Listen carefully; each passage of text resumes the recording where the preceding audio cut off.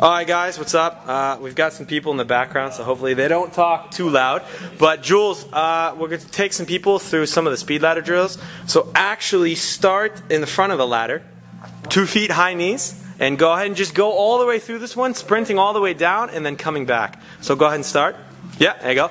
So you can see his knees are high, he's trying to pull his toes up. He doesn't have that frozen arm syndrome that we spoke about yesterday. So he's going to go all the way through the ladder. He could stop here, turn around and go back, but I have him give an example of how he sprints. Alright, keep the knees high, huh? Knees high, he's moving the arms. His toes are a bit pointed down, but he's also played tennis for like 2 hours and just finished about an hour with the speed ladder. Okay, so that's one of them. I would have them probably repeat that, I don't know, 4 or 5 times. You can put also a core exercise in between it. Jules, go to the in and out one now. In, out, out.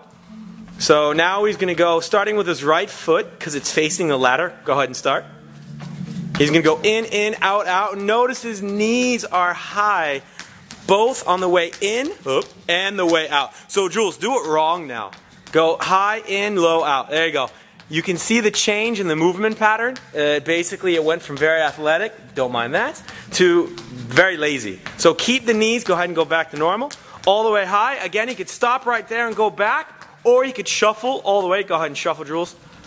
All the way, I don't know, 10, 20, 30 meters, whatever you want. Shuffle back. This is good when you have a big group of people. Alright, then he's going to go back. Again, high knees. Now he's going back with the left foot. This is the movement patterns I was talking about. Jules, switch it up and go with your right foot on accident. So like, there you go. Exactly. You saw how he took 3 steps? No, he's not doing it all. Your right foot, man. Your other right.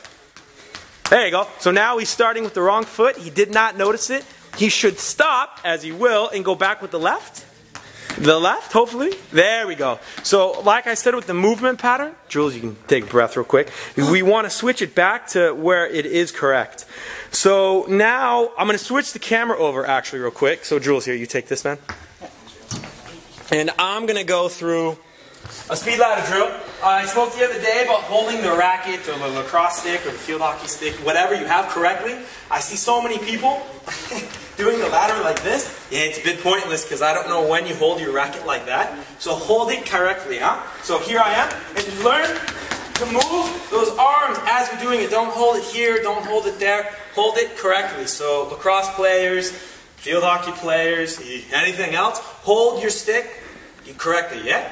So the other one, for this is a bit more tennis specific here, is I see everybody do this, which is a nice drill when you're like 8 years old. But once you get a bit more athletic, you should move on to the next one. So a brief note about that drill here is most people don't know that it's actually open stance technique. So as you see, this here is really just working on the correct movement of open stance.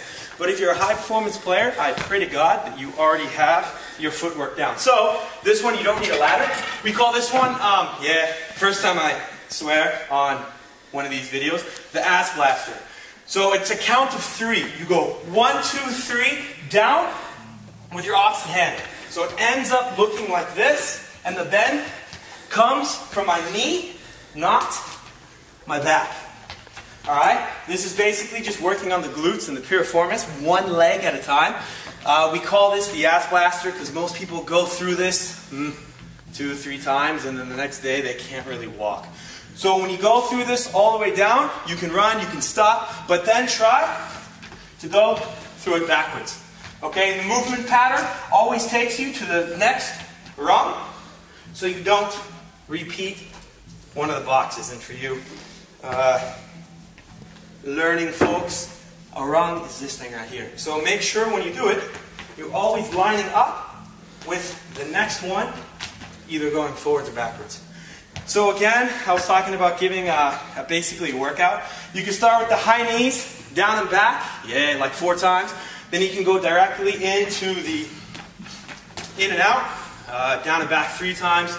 You can do, both feet also. I mean, there's obviously other ones you can do.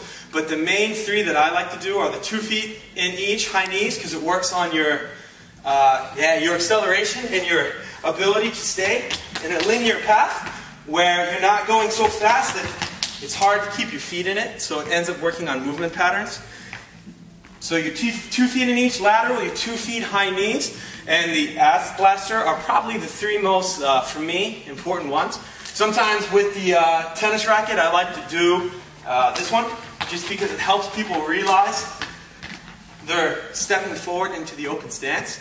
But yeah, you can also throw ab exercises, core exercises in between, but this is just a better way to do the ladder. So anyone that tells you the ladder is easy, take them through something like I just told you, having them keep their knees all the time, working on the correct movements. Yeah, our ladder is broken, so we move to the next one here. Keeping their knees, again, high all the time and not allowing them to cheat.